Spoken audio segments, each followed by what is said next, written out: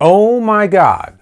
Not only is Fear Street 1978 Part 2 a worthy follow-up to the already awesome Part 1, but this may be one of the best camp slashers I've seen in probably 30 years. I'm dead serious.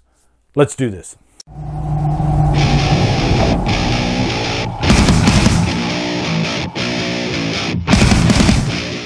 Fear Street 1978 Part 2 stars Sadie Sink, Emily Rudd, Ryan Simpkins, and is directed by Lee Janiak.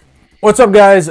Really excited to be jumping into Part 2. Part 1 really wowed me, and it really made me want to dive into that world, you know, that R.L. Stine created so much, and finding out that the first movie and probably these next two movies are, I guess you could say, very loosely based on the books, because there's no concrete books for these three movies. I don't think so, anyway. But that's fine with me. I haven't read the books anyway. But man, I love this world that they're creating. And I was shocked by how much I loved Part 1. So really looking forward to Part 2, because I'm a camp slasher guy. I freaking love camp slashers, especially from the 80s. This takes place late 70s, 78. So this was right up my alley. This is probably the one that I was looking forward to the most. And by the way, I just recorded the entire review and my audio was messed up. And so now I'm having to do it again. God damn it. But the show must go on, right? So anyway, let's jump into a quick plot synopsis. One thing I love about this is that it takes the ending of the last movie and sets everything right up to jump into this world. Because keep in mind, this is 16 years apart from the previous one. So tying those two together, especially when you're talking about characters, no easy feat, but they do a great job of that, because they take what happened in the last part, and it's crucial to this section of the trilogy. Oh, and by the way, this will be a non-spoiler review. I'm doing non-spoiler and spoiler reviews for this entire trilogy. I dropped my spoiler review for 1994 a little late in the game, but I definitely wanted to talk about some spoilers. This movie right here begs a spoiler discussion. There's a lot that I'm going to be very careful about what I say in this review, because I mean, it's a camp slasher, and camp slashers are usually pretty simple, but you know, this is taking that whole Sarah Fier world, and that's pretty much the syrup over this camp slasher pancake, right?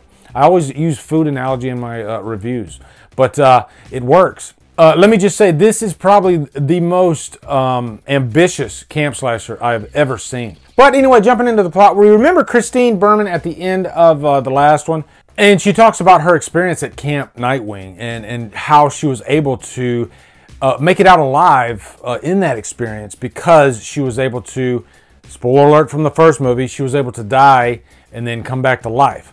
What they do that's, I think, genius about this movie is they set up her and her sister, but you don't know exactly which sister she is, which keeps you on your toes, and you're always guessing, like, could it be this one or could it be this one?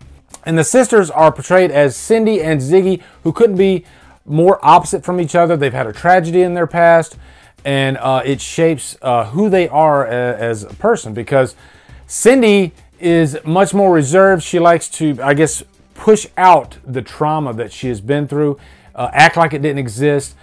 She's very squeaky clean, and she plays it safe. And her sister Ziggy is the opposite of that. She's definitely got an attitude, a chip on her shoulder. She lets it out as far as like her feelings about anybody that's in her path. You know, she's pretty much a wrecking ball.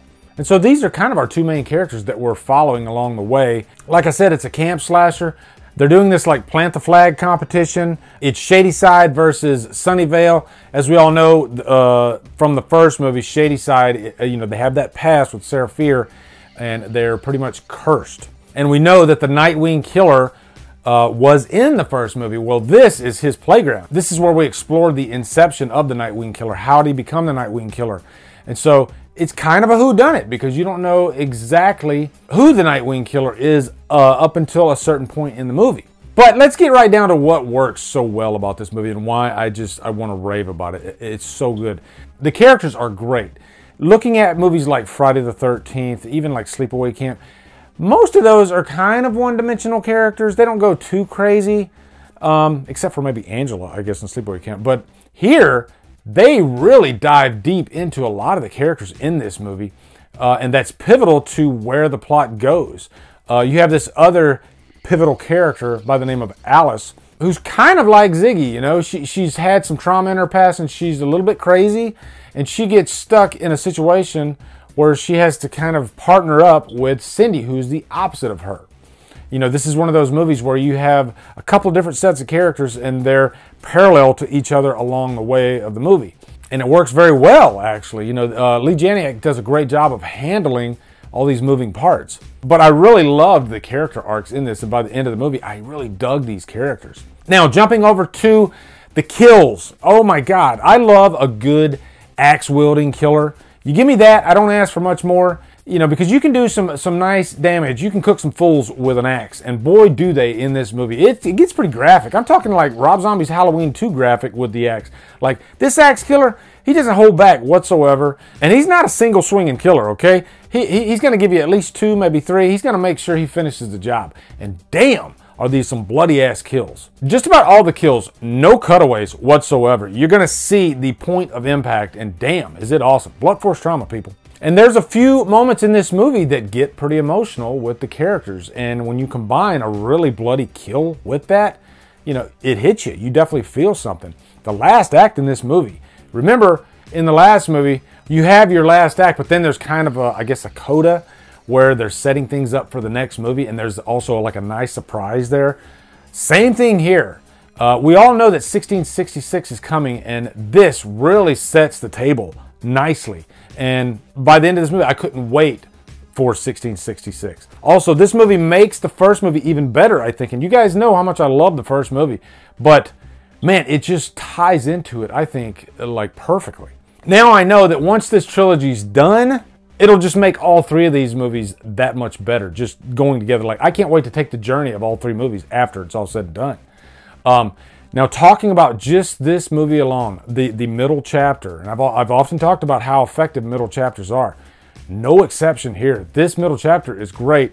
It's such a great camp slasher that I almost think if it was its own thing and it wasn't like tied to this whole Fear Street world, this might go down as like one of the better camp slashers to come along in a long time. But I think because it's tied to these 2 movies, it might get lost in the shuffle in terms of like ranking it with other camp slashers. But make no mistake, it is a great camp slasher on its own.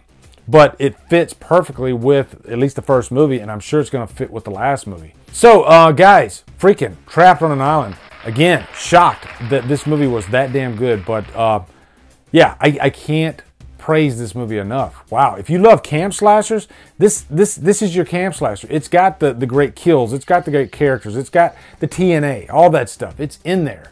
I'm telling you, this is really good. And I think this one's going to be more widely received than the first movie, because I did see some mixed reviews on the first movie. And I think that's because Millennium slashers in general do get some mixed, you know, feelings. But this, you know, this is a camp slash from the 70s, and I think they're more widely accepted. So yeah, Trapped on an Island.